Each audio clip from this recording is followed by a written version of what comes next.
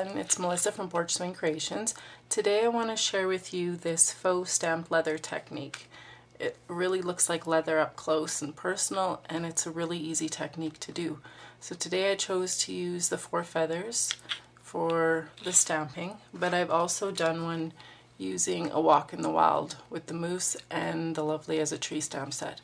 I'll have more information on a blog post on this one, but today we're going to focus on the 4 feathers and how you do the general technique. So for this technique you just need a couple simple tools. You're going to use crumb cake cardstock as your base. You're going to need chocolate chip ink, pumpkin pie ink, crushed curry ink, and soft suede ink. You're also going to need a foam mat and a stylus tool, and that's about it.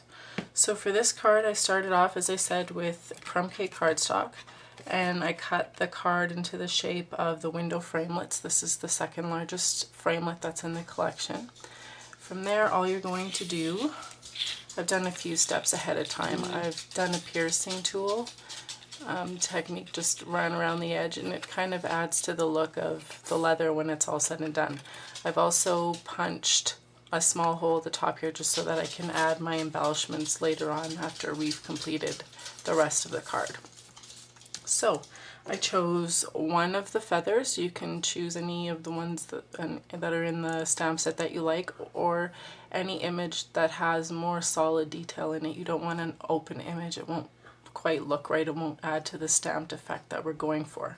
So we're just going to load that up with the chocolate chip ink and just randomly stamp however you like onto your crumb cake cardstock.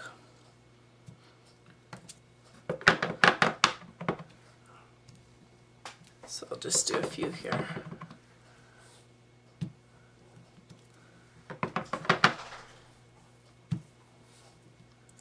Okay, so after you've stamped, you're now going to need a foam mat, and you're going to need your stylus tool.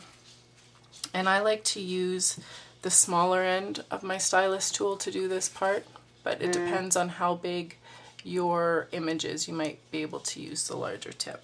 And all you're going to do is trace around the outline of the image with your stylus tool. You don't have to be absolutely precise, just do a general outline.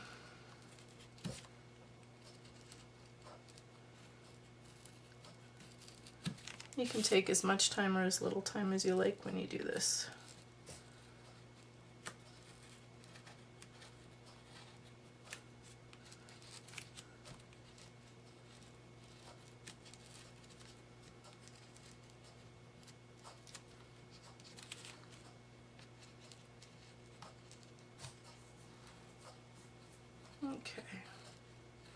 Okay, so once you have everything outlined, it looks like that.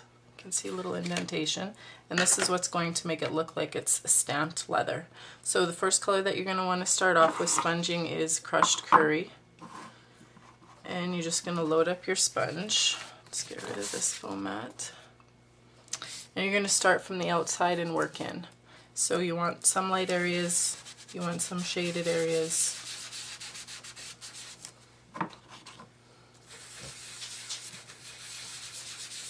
Just kind of work in a circular motion and really spread that ink out.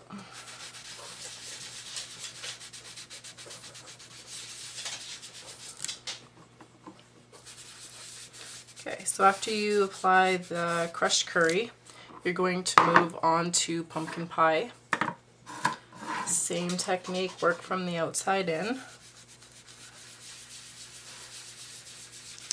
And leave a little bit of that crushed curry poking through. You just kind of want to add a little bit of this color, not a whole lot. Focus on the edges, get those really burnished looking, and then work your way in. And that's what the pumpkin pie looks like. Then you're going to take your soft suede, and same thing like we did with the pumpkin pie, but just a little less even because you want that pumpkin pie and crushed curry to show through. Really press your sponge and the ink into the image, and then that way it begins to really pop whatever image you've chosen. The outline really stands out that way. So just keep working in that circular motion until you're satisfied. That looks like that. Then you're going to want to finish up one more time. You're going to take that chocolate chip and you just want to highlight the outer edges. You want it to look the most burnished, leaving that inside the lightest.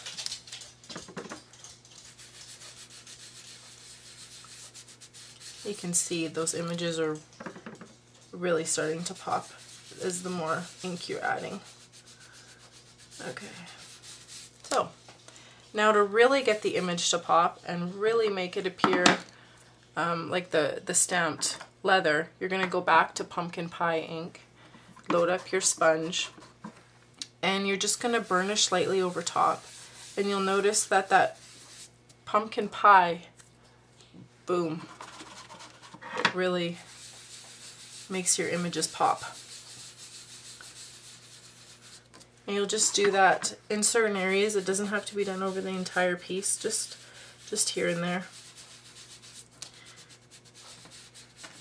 And that's basically all there is to it. Your basic technique is finished. You see how simple and quick that was to create. So to embellish this card, I have cut out, using the framelits that match the 4 feather stamp set, I've done one of the smaller feathers out of this silver glimmer paper and one of the larger feathers out of the champagne. And then I used, what set did I use? Good Greetings, it's a hostess set, and I stamped Thankful for You on Whisper White. And I've punched a hole at the top, threaded everything together with some linen thread, and I'll just go ahead and pop that into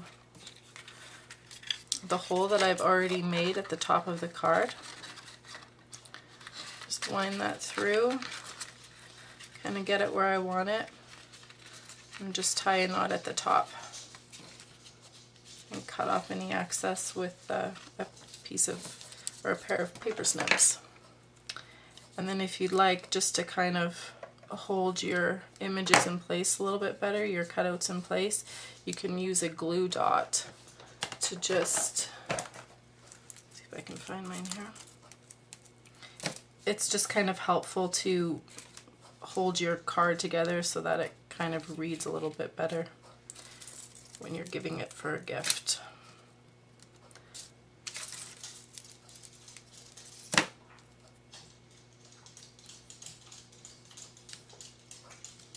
There you go. Completed card, ready for gift giving. I should also mention that because this is a shaped card and it's rounded on the bottom, I flipped it over and I just folded up a small tab, and by doing that, when you stand the card, it will stand perfectly flat. Well, that's all there is to it. I hope that you've enjoyed this. If you have, please leave me a comment below, or you can check out my blog. I'll have all the instructions along with all the materials that you need to create this card. Have a wonderful day. Thanks so much for watching. Bye-bye.